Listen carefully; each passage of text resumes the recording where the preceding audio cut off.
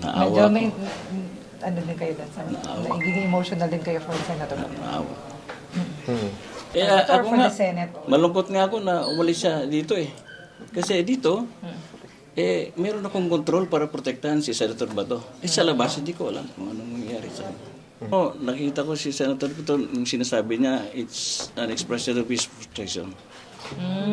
Okay. Kasi nag-aalala na nga siya na, bakit anong nangyayari dito? Pinapasok kami dito. Basta sa Senado. Senado ito.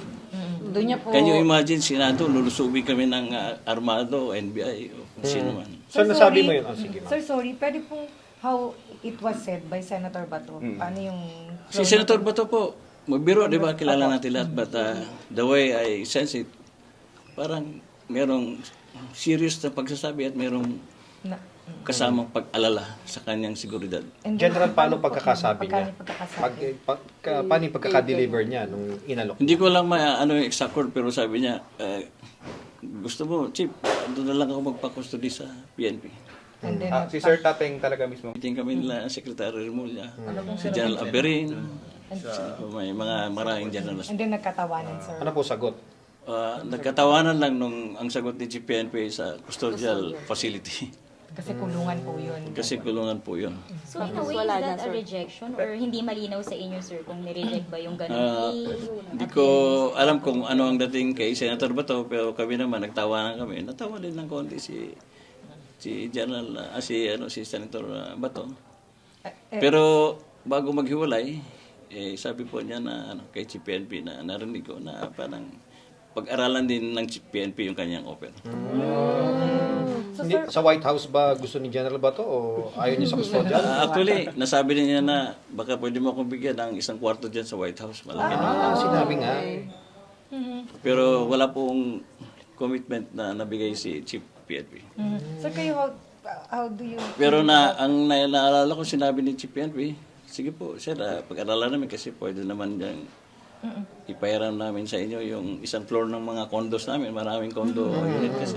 So sir, kung ganun, paano yun? Protective custody siya ng PNP? Anong status ko pagka ganun, sir, for our knowledge?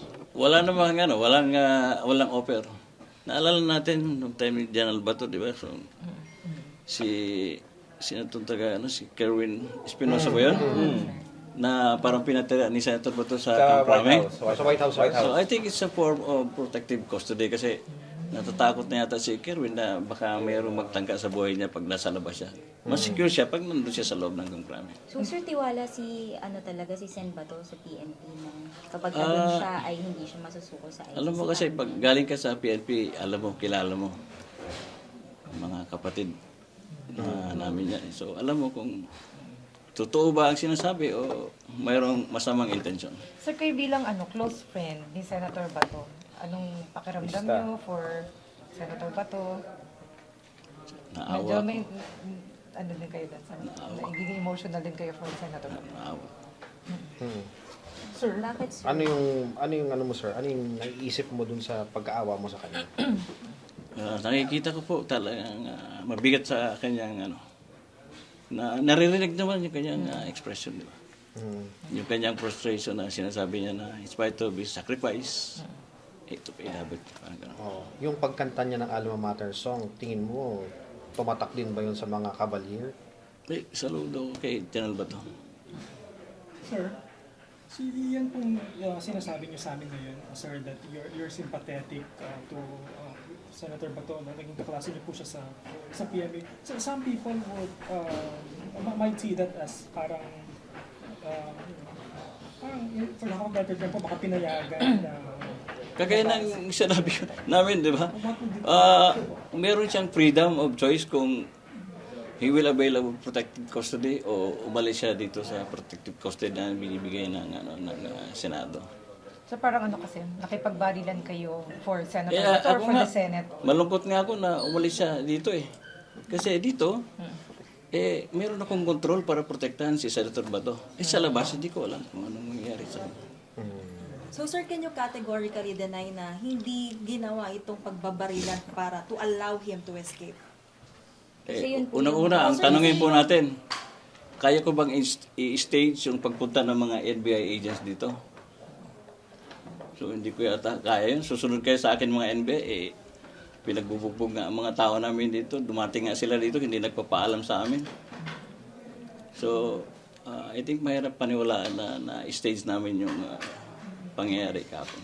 Okay. Pero Thank sir, you, yun sir. pong, Thank you, sorry sir, last na po, pero yun pong ginawa na dapat aarestuhin yung NBI agents if ever, ay dahil part po yun ng protective custody ng Senado kay Senator Bato.